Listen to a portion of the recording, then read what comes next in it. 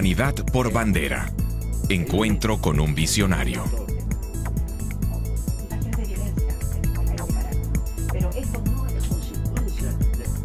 En la entrevista, el presidente de Uruguay, José Mujica. Bueno, señor presidente José Mujica, muchas gracias por recibirnos tan gentilmente aquí en su casa en Montevideo. Un gusto. ¿Por qué es aquí donde recibe la prensa internacional habitualmente? Porque es mi casa, porque vivo acá hace 28 años y me parece que es lo más común y lo más simple.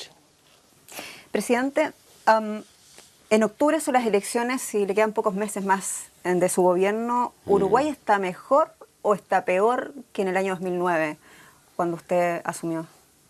Yo pienso que está sensiblemente mejor. Ha tenido un crecimiento de la economía importante, pero más importante. Bajó muchísimo el nivel de pobreza. Somos el país más igualitario de América, un continente injusto y cruel, porque es muy rico pero distribuye mal, y bajó muchísimo la indigencia. Cada 1000 habitantes, 120 son pobres, y la indigencia es menos del 0,5%. Pero eso, para el que come todos los días no tiene importancia. Pero para la gente tiene mucha importancia. ¿Qué le queda debiendo, presidente, a los uruguayos? Pensemos sobre todo quizás en el tema de defensa, de seguridad ciudadana, cuando uno también ve que se ha transformado en el principal elemento de la campaña electoral. Sí, somos el país más seguro de América Latina, pero hemos perdido en seguridad con respecto a nuestra historia. ¿Y por qué ha pasado eso? Por la penetración, uno de los factores, no el único, del narcotráfico. Después, el peso tremendo de la cultura consumista que nos agrede muy tempranamente y nos pide más de lo que podemos y crea una falsa expectativa, creo. Y seguramente que hay otros factores, pero eso daría para un tema larguísimo.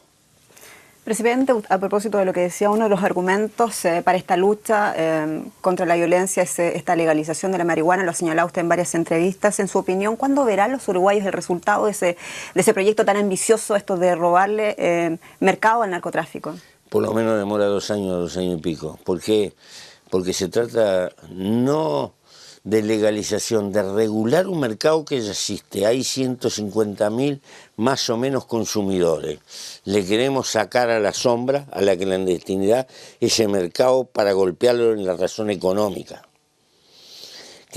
¿Por qué? Porque llevamos muchos años reprimiendo y cada vez tenemos más narcotráfico. Y peor que la droga, que no la defendemos, que es una adicción y que hay que cuidarse, es el narcotráfico. Nosotros queremos tratarlo como una enfermedad, pero para eso lo tenemos que detectar a tiempo. Si lo tenemos en el mundo clandestino lo perdemos. ¿Qué pasa si falla el proyecto, presidente? ¿Se ha planteado eso? En la vida hay acelerador, hay freno y hay marcha atrás. No hay que ser fanático, hay que aprender con las vueltas de la vida. Pero lo que no debemos de seguir, como hasta ahora, haciéndonos los distraídos mirando para otro lado. Porque llevamos 100 años casi de represión, de fracaso en fracaso. Decía Einstein, si quieres cambiar, no sigas haciendo lo mismo. Presidente, bueno, desde un punto de vista sanitario, usted por un lado legaliza la marihuana, pero por otro también su gobierno lucha por desincentivar el consumo del cigarrillo y lo enfrenta, de hecho, con Philip Morris, este gigante estadounidense tabacalero. ¿Cómo se entiende eso? Sí, porque yo no legalizo, regulo un mercado que ya existe para que no se me expanda más. Es decir, en el fondo lo estoy combatiendo por un camino más inteligente. Pero no estamos dispuestos a favorecer ninguna adicción. El tabaco es un veneno, la marihuana es un veneno, el alcohol es un veneno, pero todo tiene límite. Si yo me tomo 2 whisky por día, tal vez que no me hagan bien, Pero si me tomo una botella, me tienen que tratar, me tienen que llevar a un sanatorio y tratarme. Este es el problema, los extremos. Presidente, en septiembre llegan los refugiados sirios. ¿Esa es una decisión que internacionalmente se debe interpretar como una decisión del Uruguay o una decisión del presidente del Uruguay? Es una decisión del presidente del Uruguay que le está diciendo al resto de los gobiernos y presidentes del mundo: no se hagan los distraídos. Hay una guerra que no la podemos parar. Lo mínimo, solidaridad con los niños. Yo sé que hay niños pobres en todas partes del mundo, pero una cosa es pobreza y otra cosa es niños sueltos en el medio de una guerra. Presidente, eso ha sido tremendamente alabado por muchos gobiernos en el mundo. No, pero hay muchos más vale que no me alaben y que hagan algo parecido. Pero hay uruguayos que no están contentos. Dicen, ¿por qué no se nos consultó a nosotros para tomar esta decisión? Porque mecanismo de consulta de ese tipo es hacer florecer los egoísmos. Porque me van a decir, ¿tiene niños pobres? Claro que tengo niños pobres, en todas partes hay niños pobres, pero una cosa niños pobres y otra cosa niños en el medio de una guerra. Y este es un país de migrantes. Todos nuestros abuelos vinieron emigrando de algún lado, disparando la mayor parte de las veces. Después, cuando estamos sentados, acomodados, pensamos en la sociedad de consumo, pensamos nada más que en nosotros y pertenecemos a la humanidad. Tenemos que pensar en el resto de la humanidad que tiene problemas. Y bueno, si mi pueblo no me entiende, tengo que luchar para que supere. ¿Es lo mismo que hay que hacer con los de Guantánamo? Lo de Guantánamo lo hemos criticado toda la vida. Eso no es ninguna prisión, no se puede tener gente procesada sin causa. Es un disparate contra los derechos humanos. Cuando hay un presidente por Estados Unidos que se compromete a cerrar esa inmundicia, lo mínimo que tenemos que hacer es ser solidarios, porque esa es una causa de derechos humanos. ¿Y se beneficia el Uruguay en algo de eso? No se beneficia la humanidad. Hay banderas que hay que levantarlas en la humanidad entera. Yo creo que hay que dar refugio a los perseguidos, hay que darle oportunidad a que la gente se pueda reconstruir, hay que salir del egoísmo, de solo pensar en nosotros para nosotros. Presidente, desde hace años el Mercosur está tratando de lograr un tratado de libre comercio con la Unión Europea. El Mercosur es el bloque al que pertenece el Uruguay.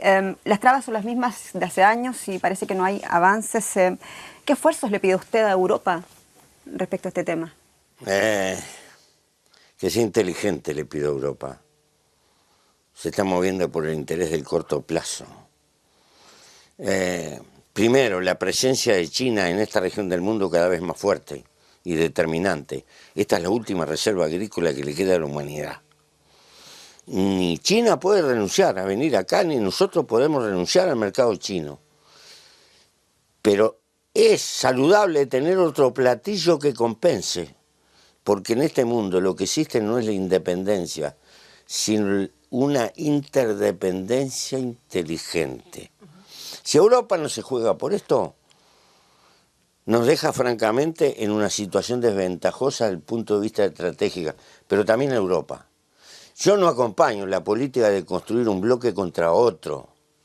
Esa política nos lleva a una ceguera. Usted lo decía, presidente, China está presente, los BRICS, también hay un acercamiento del Mercosur con los BRICS.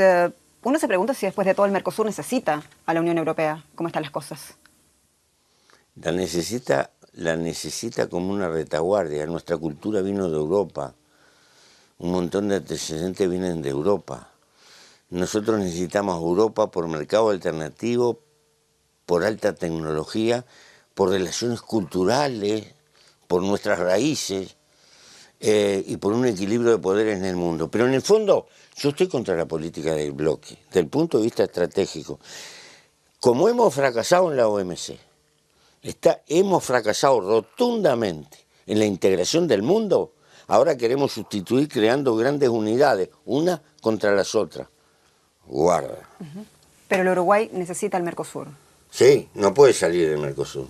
Pese a las trabas, pese a las asimetrías. Los países no se mudan, mi hija. Pese a las diferencias de Los filosofía. países no se pueden mudar. Nosotros estamos en una esquinita importante entre dos países colosales y no podemos zafar de esa situación. ¿Pero a dónde quiere mirar el Uruguay? ¿Más al Atlántico o más al Pacífico? Parece que todavía está sobre la mesa ese tema, inclusive con la alianza. Tenemos que ser funcionales a las dos cosas.